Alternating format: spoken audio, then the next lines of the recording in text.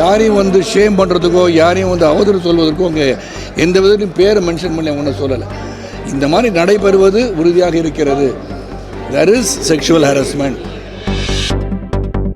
வந்து not only film industry, பல இடங்கள் இப்போ வந்து நிர்பயா கொலை இருக்கட்டும், இப்போ கல்கட்டாவில் நடந்த சம்பவமாக இருக்கட்டும், இது எல்லா இடத்துலையும் டாக்டரோட சம்பவம் எல்லாமே சூழ்நிலையில் இதெல்லாம் நடக்குது. அது காரணம் என்னன்னு சொன்னால் எனக்கு வந்து எம்ஜிஆரின் பாடல் தான் வருகிறது ஞாபகம் வரும்.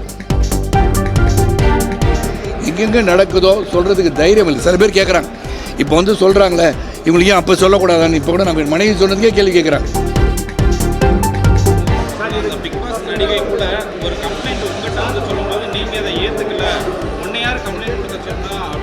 யாரு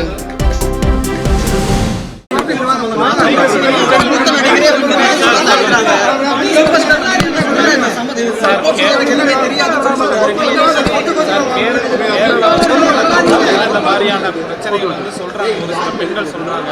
ஆனால் குறிப்பிட்ட நடிகர்கள், முக்கியமான நடிகர்கள், தமிழ் சினிமாவில் பிரபலமான நடிகரை பற்றி பேச மாட்டேங்கிறாங்க. உங்கள் மனைவி கூட ஒரு குற்றச்சாட்டை சொல்லியிருக்காங்க. இதை எப்படி பார்க்குறீங்க? முதலாவது ஹேமா கமிட்டி வந்து 2017 வந்து சிஎம்கிட்ட சொல்லி ஒரு கமிட்டி ஃபார்ம் பண்ணி ரிட்டையர்ட் ஜட்ஜ் ஹேமா கமிட்டியில் வந்து போட்டிருக்காங்க. சாரதா உறுப்பினர், பிரின்சிபல் செக்ரட்டரி, ஒரு சீனியர் பிரின்சிபல் செக்ரட்டரி ரிட்டையர்டை வச்சு ஒரு கமிட்டி போட்டு அந்த கமிட்டி வந்து ஆராய்ந்து அந்த பெண்களுக்கு வந்து உள்ள பாதிப்புகளெல்லாம் ஆராய வேண்டும் என்ற அடிப்படையில் அந்த ஹேமா கமிட்டி உருவாக்கப்பட்டிருக்கிறார். அதில் வந்து கடுமையாக அவங்க வந்து ரொம்ப சிரத்தையை எடுத்துக்கிட்டு என்னென்ன பிரச்சனை இந்த கலை உலகத்தில், அதாவது முக்கியமாக இது வந்து ஃபிலிம் இண்டஸ்ட்ரி சம்மந்தப்பட்ட பெண்களுக்கான பிரச்சனையை வந்து பார்ப்பதற்காகவே முதல் முறையாக இந்தியாவிலேயே ஒரு கமிட்டி ஃபார்ம் பண்ணியிருக்காங்கன்னா இது வந்து ஹேமா கமிட்டி மட்டும்தான். அதுவும் பினராயி விஜயன் அவர்கள் இந்த கமிட்டியை வந்து ஃபார்ம் பண்ணுறதுக்கு உத்தரவு கொடுத்து அவங்க வந்து டெலிபரேஷன் வந்து ரொம்ப நாளாக டெலிபரேட் பண்ணி 2019 ரிப்போர்ட்டை சப்மிட் பண்ணியிருக்காங்க. அதில் உள்ள கோரிக்கைகள் என்ன என்று சொன்னால், ஒன்று வந்து பேசிக் கம்யூனிட்டிஸ் இல்லாமல் சுகாதார சீர்கேடாக இருக்குதுன்னு சொல்லியிருக்காங்க. முதல்ல அவங்க சொல்கிறது, எங்கள் ஒர்க் பண்ணுற இடத்துல ஒர்க்கிங் அட்மாஸ்பியர் சரியில்லை, எங்களுக்கு வந்து ஒரு டாய்லெட் வசதி இல்லை, இதை வந்து சொல்லியிருக்காங்க. அதுக்கப்புறம் வந்து அவங்களுக்கு வந்து பல பிரச்சனைகள் இருக்குது, செக்ஷுவல் ஹராஸ்மெண்ட்டை பற்றி சொல்லியிருக்காங்க. ஸோ இதெல்லாம் வந்து நடந்திருக்கிறத பற்றி அவங்க வந்து அவங்களுடைய இன் கேமரா அவங்க வந்து எல்லாருக்கும் எதிரையும் அவங்க சொல்ல முடியாது. இன் கேமரா வந்து அவங்க வந்து எல்லோரும் சொல்லியிருக்காங்க. சில ரொம்ப பர்சனலாக இருந்துச்சுன்னா நேரடியாக வந்து தனிப்பட்ட முறையில் தனிநபரோடு உட்காந்து ஹேமா கமிட்டியில் அவங்களாம் உட்காந்து கேட்டிருக்காங்க. அதன் அடிப்படையில் அவங்க என்ன சொல்கிறாங்கன்னா, அது வந்து யாரையும் வந்து ஷேம் பண்ணுறதுக்கோ யாரையும் வந்து அவதூறு சொல்வதற்கோ அங்கே எந்த விதத்தையும் பேரை மென்ஷன் பண்ணி ஒன்றும் சொல்லலை. இந்த மாதிரி நடைபெறுவது உறுதியாக இருக்கிறது. That is sexual harassment. Communities இல்லை, டாய்லெட் வசதி இல்லை, பெண்களுக்கு உபத்துவாரம் இருக்குது, கேமரா வைக்கிற அளவுக்குலாம் இருக்குன்றது அந்த கமிட்டியிலே சொல்கிறாங்க. இது மனைவி சொன்னதும் புதுசாக சொல்ல. அந்த கேமரா அது என்ன சொல்கிறாங்கன்னா, ஒரு தனி அறையில் போய்ட்டு வந்து அவங்க வந்து ட்ரெஸ்ஸை மாற்றிக்கோங்கன்னு சொன்னால் அங்கே கேமரா இருக்குமோன்ற அச்சம் வந்துவிடும் என்பது 38வது சரத்தில் இருக்குது அந்த கமிட்டியில். நான் பார்த்தேன், 38 80 படித்தேன். அப்படி இருக்கும்போது இந்த ஃபியர்ஸ்லாம் இருக்குது அப்படின்னோடனே இதை எப்படி தவிர்ப்பது என்பதை சுட்டி காட்டி அதை நிவர்த்தி செய்ய வேண்டும் என்று அரசாங்கத்துக்கு சொல்லியிருக்காங்க. இதுதான் அந்த கமிட்டியில் உள்ள சாராம்சம். அப்புறம் இதில் வந்து கேரள நடிகர்கள்லாம் வந்து இன்வால்வ் ஆகிருக்காங்கன்னு சொல்லி எஃப்ஐஆர் போட்டிருக்காங்கன்னா அது அவங்க தவறு செய்தார்களா இல்லையா என்பதை நிரூபிக்க வேண்டியது அவங்க கடமை. ஆனால் நான் பொத்தமாக எல்லாரையும் பற்றி சொல்ல முடியாது. என்னை பொறுத்த வரைக்கும்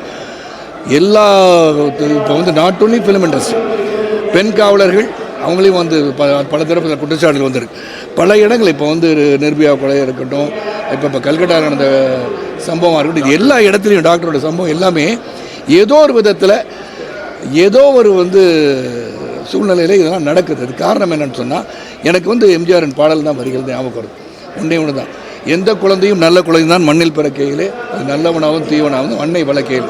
அப்போ நாம் எதை பார்க்க வேண்டும்? இந்த இதில் இவ்வளோ பெரிய பிரச்சனையில் மற்றதை பற்றி குற்றம் சொல்லி இவங்க செஞ்சாங்களா அவங்க செஞ்சாங்களா இவங்க செயலியானோட திங்க் பண்ணுறதோட நாம் நம் மக்களை எவ்வாறு சீர்படுத்தி கொண்டு செல்ல வேண்டும், எப்படி வளர்க்கணும், இந்த எண்ணமே வரக்கூடாத அளவிற்கு அதை உருவாக்குவது எப்படி தான் நான் நினைப்பேன்.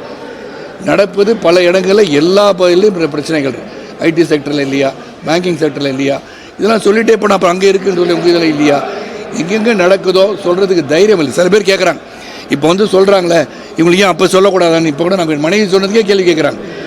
சில விஷயங்களே அப்போ சொல்ல வேண்டியது சரி, அவங்களால வந்து தாங்குகின்ற சக்தி சரி, இதை கடந்து போகிற சக்தியோ அதை வந்து அவாய்ட் பண்ணி போகிற சக்தியோ இருந்தனால சில பேர் அப்படி இருக்கலாம். எல்லாருக்கும் அந்த மனப்பக்கம் இருக்காது. அதனால் அந்த வேதனை வெளிப்படுத்துவதற்கு அங்கே போய் சொன்ன இடம், அதுக்காக ஒரு ஹேமா கமிட்டி அமைச்சிருக்காங்க. என்னை பொறுத்த வரைக்கும் நாம் பெண்களை மதிக்க கற்றுக்கணும். தாயை மதிக்க கற்றுக்குவோம் தான் பெண்ணை மதிக்க கற்றுக்குவோம். அதனால் அந்த பெண்களை மதிப்போம், அவளுக்கு பாதுகாப்பு அளிப்பது மிக மிக அவசியம். பாரத பிரதமர் நரேந்திர மோடி அவர்கள் சிறப்பாக சொல்லியிருக்காங்க. அதாவது பாலியல் குற்றச்சாட்டுகள் நடைபெறுது, பெண்களுக்கு எதிராக குழந்தைகளுக்கு எதிராக நடைபெறும்போது வேதனையாக இருக்குது, கடுமையான தண்டனை. ஸோ அந்த ஒன்று தான் இங்கே முக்கியம். இவர்கள் தவறு செய்பவர்கள் யாராக இருந்தாலும் கடுமையான தண்டனை என்று இருக்கிறது என்று சொன்னால் அப்போ தான் இது திருந்த முடியும், அப்போ தான் எல்லாம் தவறு செய்ய முடியும். இந்த பிக் பாஸ் நடிகை கூட ஒரு கம்ப்ளைண்ட் உங்கள்கிட்ட சொல்லும்போது நீங்கள் அதை ஏற்றுக்கல, உன்னை யார் கம்ப்ளைண்ட் கொடுக்க சொன்னா அப்படின்னு சொல்லி யார் பிக் பாஸ்ல நடிச்சு நான் ஏன்ட்டியா பிக் பாஸே நான் சரியாக பார்க்கறது இல்லை பாஸ், மன்னிக்கணும்.